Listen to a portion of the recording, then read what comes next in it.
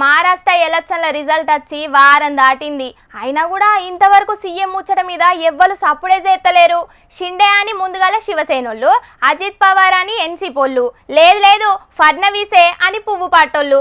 ఎవ్వల కాళ్ళు అనుకునే కాడికెంచి మోడీ అమిత్ షా సారు ఏది చెప్తే గదే అని షిండే సారు మాట్లాడేదాకా మహారాష్ట్ర సీఎం ఫడ్నవీసేనాట అని మాట్లాడుకునేదాకా వచ్చింది కథ.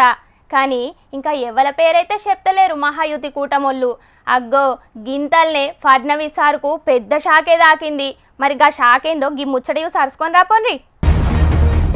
పువ్వు పాటోళ్ళ రాజకీయమే రాజకీయం పోన్రి. ఎక్కువ సీట్లు వచ్చినోళ్ళు తక్కువ సీట్లు వచ్చినోళ్ళు అని ఏం లేదు. సీఎం గా ఎవ్వలైనా ఊసోవచ్చు అని మాట్లాడిన షిండే సార్ తోటే మోడీ సారు ఎవ్వరు చెప్తే గాల్లే సీఎం అని మాట్లాడేటట్టు చేసిండ్రు. ఫడ్నవీస్ సారే మహారాష్ట్ర సీఎం అని మాట్లాడుకుంటుంటే కొత్త పేరు తెర మీదకి వచ్చేటట్టు చేసిండ్రు. పువ్వు పార్టీకెంచి పూణేలో ఎంపీగా గెలిచి సెంటర్ మినిస్టర్ అయిన మురళీ మోహల్ సారు మహారాష్ట్రకు కాబోయే కొత్త సీఎం అని మస్తుగా ముచ్చట నడుతున్నది బయట. ఫడ్నవీస్ సారుకు పువ్వు పార్టీ జాతీయ అధ్యక్ష పోస్ట్ ఇస్తారు అని కూడా నడుతున్నాయి ముచ్చట్లు. ఎట్లయినా ఇప్పుడు అధ్యక్షుల మార్పు చేయాలని చూస్తున్నారు కదా పువ్వు పార్టీ పెద్ద లీడర్లు. మరి గిది ఎవ్వరు పుట్టించిండ్రో గాని నా పేరు సీఎం రేసులా లేనే లేదు అని కొట్టి పారేసిండు గీ మంత్రి సారు.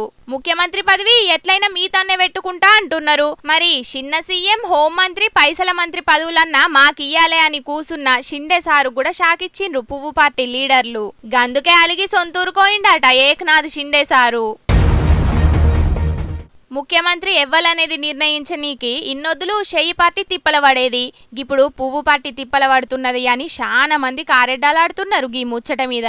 కానీ మధ్యప్రదేశ్, రాజస్థాన్, ఛత్తీస్గఢ్లో కూడా సీఎంలను మార్చిండ్రు. గట్లనే గీడ మహారాష్ట్రలో కూడా మార్చబోతున్నారు అని అనబట్టిండ్రు.